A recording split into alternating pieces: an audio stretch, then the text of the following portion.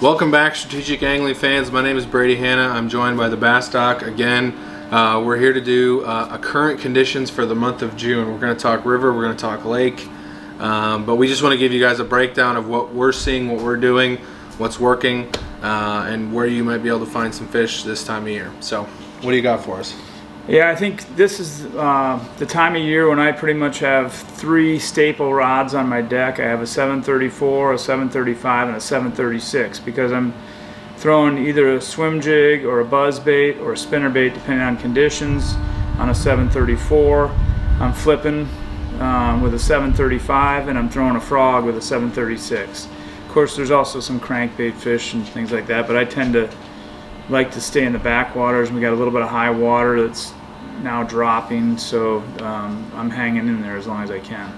Yeah, so water level on the river, we're talking, has been up in April, May, and now we're into June, and it's starting to slowly come back down to normal pool. But this month is probably going to hold fish longer, shallower than probably say last year or even the year before. Yeah, I would think so. So keep that in mind. You know, you don't always go off of what was I doing last year at this time, because the river is vastly different. You know, on the lake, on Lost Grove, those fish just went through a spawn. I find myself sometimes actually going a little more finesse in June. You know, sometimes those fish are either looking for a real big meal or they're looking for something easy. This is sometimes when I bring the drop shot of the wacky worm out to try to catch some of those fish that are still hanging around shallow, maybe garden bed. There was another wave of spawn right at the end of May, so there's still plenty of fish shallow to be caught.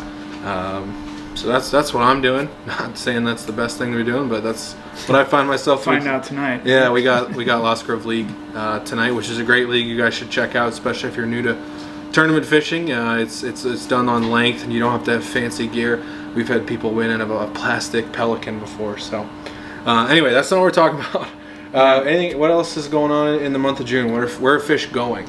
Well, they're for the most part going to be done spawning. I mean, I think there's some stragglers around just because we've had some weird weather and stuff, but I think most of them are done, and now they're going to be going to their summer patterns, which depending on water levels in the river may mean they stay in the backwaters. There's always going to be some in there, but you know, you might be able to sneak out into the current and catch some more on current breaks and rock walls, and then of course Lost Grove, they go out deep, and you've got to learn how to fish deep, and you know, 15 to 25 foot of water or more even sometimes where they'll go. And so you can always catch them up shallow, but I think in general the larger fish out there are deep, and they don't spend a lot of time up shallow in Lost Grove. But if they do, you and Chuck like to catch them. Yes, we do. Yes. So JJ won week 1 of 2022 league. We had 24 boats out there. Tell us a little bit about what keyed you in on that win last month. Well, we found some fish. We found a lot of fish in 8 to 14 foot of water, and we started on a spot and kind of first cast caught a 20 incher, so that got us off on the right foot. And then we kind of poked around and caught a lot of other 14 to 16 inchers and one more 17 incher, and then towards the end of the night we were just kind of 5 minutes left and caught a nice one on a frog. So they were kind of everywhere that day, from 1 foot to 20 foot we caught fish, mostly flipping out deeper with a beaver style bait, and then of course a spro frog up shallow at the end. But absolutely. So what is your favorite time of year to pattern fish? Are you a guy who likes the pre-spawn? Do you like the spawn? Do you like the summertime? What's your favorite? Honestly, it's probably between pre-spawn and fall. Yeah. The problem in fall is I got swimming, and then I like watching football, and but the fall time is probably my favorite overall. But I also like the pre-spawn because you kind of build up to it all winter, and this year we kind of got ripped off a little bit. It kind of went from 45 degrees to 90 in a week, and everything kind of happened pretty quick, so we didn't get a whole lot of it, which kind of let me down a little bit.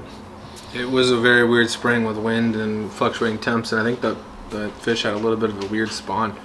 But anyway, I mean, now there's a stigma attached to July, August in the area just because it gets so hot, but that really doesn't mean you need to put the rods away. It might just mean you need to fish a little outside your comfort zone, try things you don't normally try this time of year. If you're typically a shallow guy, maybe try current if you're on the river, or try, you know, deeper if you're fishing somewhere like Lost Grove or a lake. So you mentioned too, you know, downsizing, and I think a lot of it is, you know, after the bass get done spawning, the bluegill spawn, the shad spawn, there's a lot of fry, you know, little tiny bait fish, and I think that's sometimes why downsizing works. And you certainly get more bites, and you know, you may not catch 20-pound bags of fish, but just feeling them pull and having some fun out there is, you know, that's kind of what it's all about. And downsizing doesn't always necessarily mean you need to use a completely different lure. It might just mean if you're using a swim jig, you trim half the skirt off. It really reduces that profile. Or you put a slightly smaller trailer than you're normally used to on there. You know, it doesn't mean you need to go out and buy all new stuff, although Matt would probably certainly appreciate that. But yeah, you know, try some of those things if what you're normally doing is not working. I find myself, I fished with him for a full season and was amazed at what he did with a swim jig based on size and what they were eating. And really, you can make one bait work with some slight tweaks. So anything else that these guys need to know about fishing in June? I think just go out there and have fun. Wear your sunscreen. Yeah, sunscreen for sure. All right, well, this has been another episode of Strategic Angling presented by K&K Hardware in Bettendorf, Iowa. We'll catch you guys in another episode. See you guys.